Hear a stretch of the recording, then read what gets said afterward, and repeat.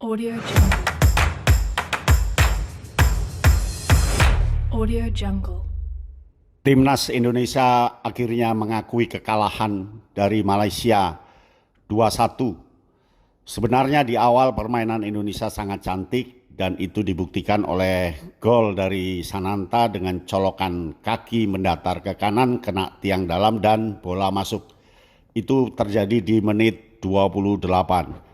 Dan setelah itu Indonesia mampu menguasai pertandingan, tetapi begitu di babak kedua Indonesia harus mengakui kekalahan dari tendangan penalti Touré.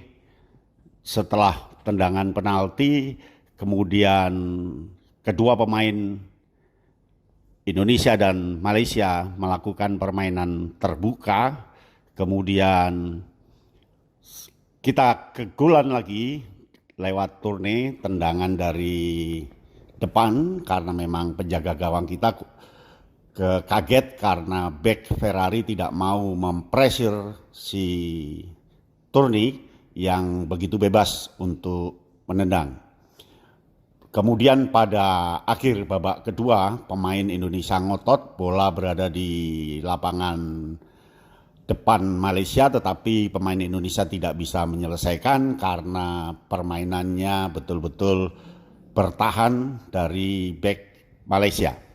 Dan tampaknya Sintayong harus menyusun strategi lagi, dan tim ini karena banyak pemain yang tidak lolos diizinkan oleh klub asalnya, sehingga Sintayong tampaknya harus membentuk formasi baru, pola-pola baru. Permainan sebenarnya diharapkan bisa lebih bagus ketika masuk si Ragil, pemain jangkung nomor 10, tetapi ternyata Ragil juga tidak bisa berkutik ketika berada di depan, bahkan sempat rebutan bola dengan Sananta, pada akhirnya bola terlempar keluar. Inilah pil pahit yang harus ditelan oleh pemain U23 Timnas Indonesia ketika berhadapan dengan Malaysia. Memang selama ini ketika bertemu dengan Malaysia, 5 kali bertemu kita hanya sekali memasukkan dan kita banyak seri dan beberapa kali juga dikalahkan oleh Malaysia.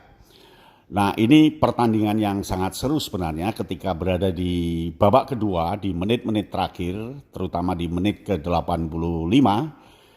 Pemain Malaysia sudah banyak yang kelelahan meladeni permainan Indonesia, tetapi permainan cantik Indonesia tidak ditunjukkan dengan sebuah kekompakan dan kecerdasan juga kurang maksimal, sehingga tampaknya pemain Indonesia banyak didikte oleh pemain Malaysia. Pemain Malaysia banyak yang bertumbangan, digotong keluar dan diganti pemain baru.